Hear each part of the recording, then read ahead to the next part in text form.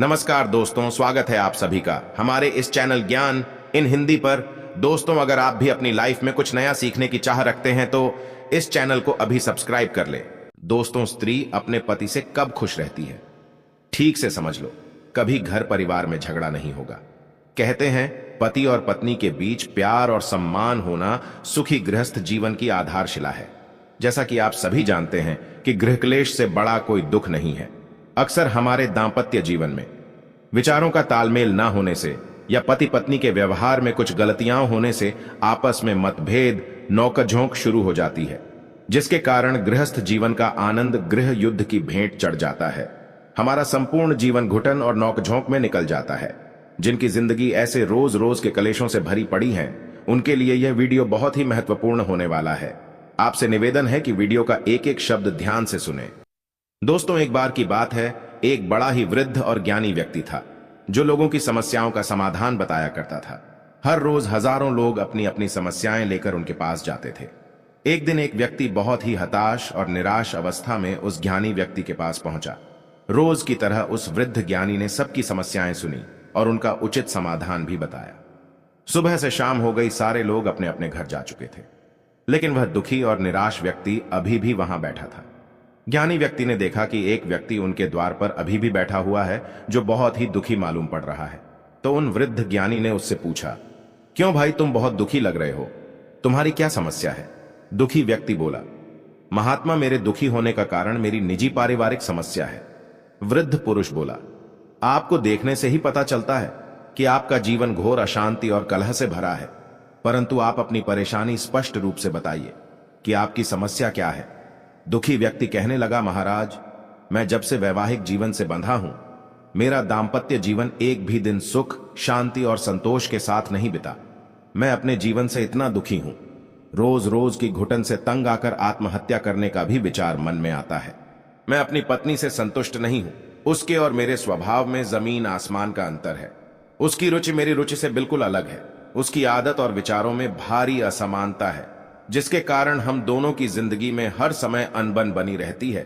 उसे सही से काम करना नहीं आता, वो मेरा कहा नहीं मानती, हर समय मुझसे लड़ती झगड़ती रहती है, कभी सीधे मुंह बात नहीं करती। उसे मेरा बर्ताव अच्छा नहीं लगता और मुझे उसका।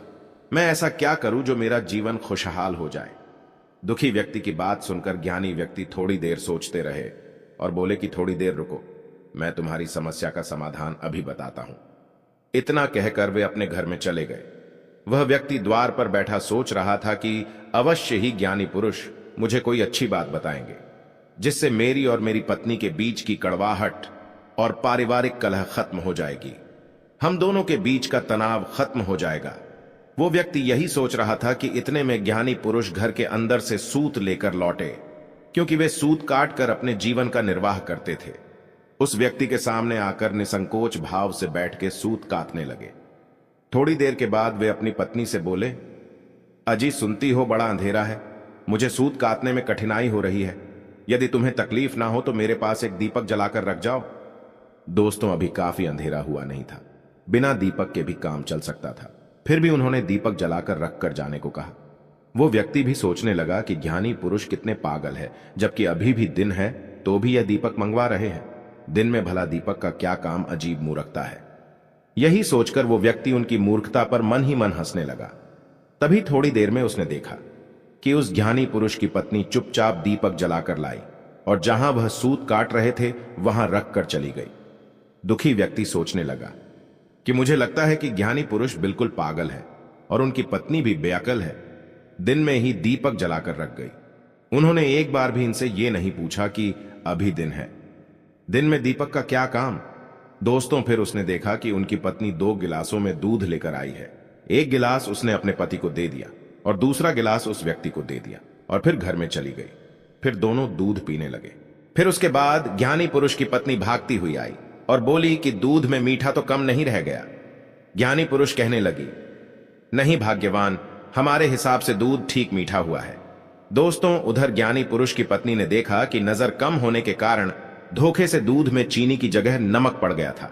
यह जानकर उन्हें बड़ा अफसोस हुआ, परंतु वह व्यक्ति सोचने लगा कि ज्ञानी पुरुष भी कितने अजीब और मूर्ख आदमी हैं। कह रहे हैं कि दूध में मीठा काफी है, जबकि दूध में मिठास तो है ही नहीं। नमक और चीनी में इन्हें अंतर नहीं पता चला। बड़े विद्वान बने फिरते हैं, इनसे भला मैं क्या अपनी समस्या का उत्तर पा सकूंगा? मैं भी ना जाने कहां आ गया हूं। इधर वो आदमी जला जा रहा था, उधर ज्ञानी पुरुष दूध पीकर अपना मुंह पोंछ रहे थे। दुखी व्यक्ति कहने लगा, महात्मा जी, यदि मेरे प्रश्न का उत्तर मिल जाता तो मैं अपने घर चला जाता। ज्ञानी पुरुष कहने लगे, अरे भाई, मैंने तुम्हारे प्रश्न का उत्तर दे तो दिया, क्या कुछ और कहना शेष है? दुखी व्यक्ति बोला, महात्मा, अभी तक तो आपने एक शब्द भी नहीं बताया और आप कह रहे हो कि मैंने उत्तर दे दिया। कैसा उत्तर दिया? मेरे तो कुछ समझ में नहीं आया। मुझे सही उत्तर दीजिए, क्योंकि मेरी कभी मेरी पत्नी से पटती नहीं है। मैं कैसे सुखी रहूं? ज्ञानी पुरुष बोले कि सुखी दाम्पत्य जीवन के लिए जरूरी है कि अपने घर के सदस्यों को अपने अनुकूल बनाओ और स्वयं भी परिवार के अनुकूल ढल जाओ। दोनों बदलो, कुछ तुम पत्नी की सहन करो, कुछ आपकी पत्नी सहन करे। अपने साथी के प्रति पूरा और सच्चे हृदय से प्यार ही कुशल गृहस्थ की आधारशिला है। अपने साथी की गलती हो तो दोनों को सहानुभूतिपूर्वक क्षमा करते रहना।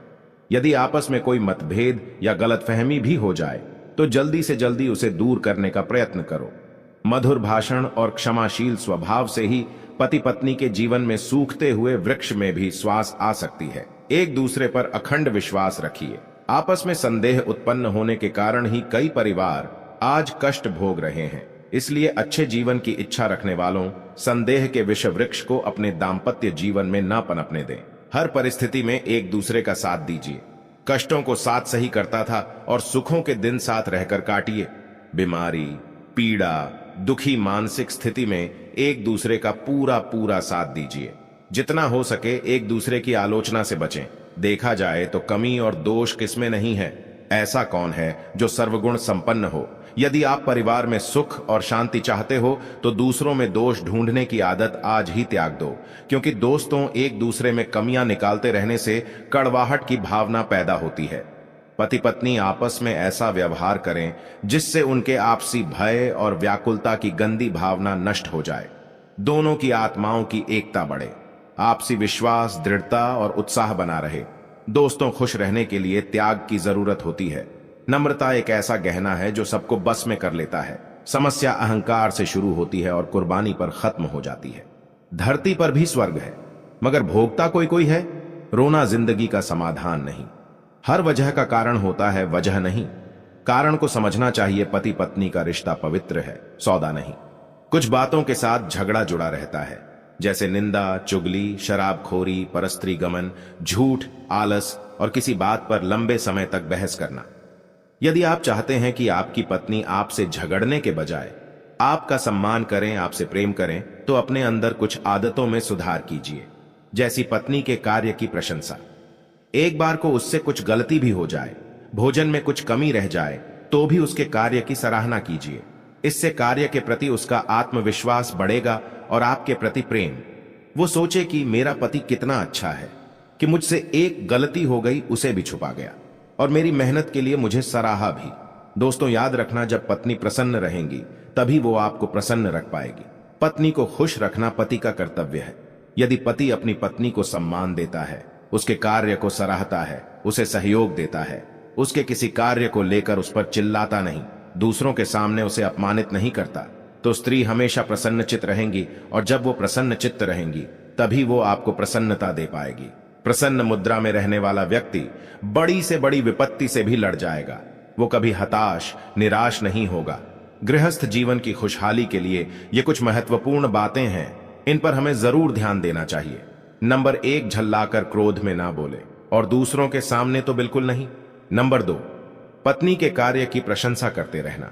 नंबर 3, उसके कार्य का पूरा श्रेय उसे मिलना चाहिए। नंबर 4, पत्नी को बेइज्जत करने वाली बातें नहीं बोलनी चाहिए। नंबर 5, पति को चाहिए कि उसे समय भी दे। नंबर 6, स्वयं को श्रेष्ठ कहना और उसे पैर की जूती मानना सबसे बड़ी गलती है। दोनों एक दूसरे के पूरक हैं तो बड़े छोटे का सवाल ही नहीं उठता। सम्मान दोगे तो सम्मान मिलेगा। मौन के वृक्ष पर शांति के फल लगते हैं। दोस्तों, इस वीडियो से आपने कुछ सीख ली तो वीडियो को लाइक करना। मिलते हैं अगली बार। और साथ ही कमेंट में हर हर महादेव लिखना ना भूलें, जिससे भोलेनाथ की कृपा हमेशा आपके परिवार पर बनी रहे। धन्यवाद।